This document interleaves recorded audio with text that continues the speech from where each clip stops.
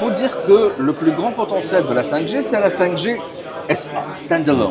Est-ce qu'on peut dire qu'il y a une certaine résistance contre cette 5G SA ou plutôt une mauvaise compréhension de la technologie? Je pense que ce n'est pas un problème de résistance. Je pense qu'il y a un problème de compréhension.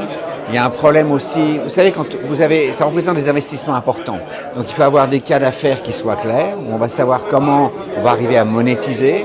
Là, on parle d'une technologie qui s'adresse moins au grand public, si vous voulez. C'est plutôt les entreprises, les industries qui vont avoir des demandes très spécifiques en termes de latence, c'est-à-dire de temps de réponse qui doit être très court, d'avoir des débits, en particulier dans la voie montante, qui soient plus importants.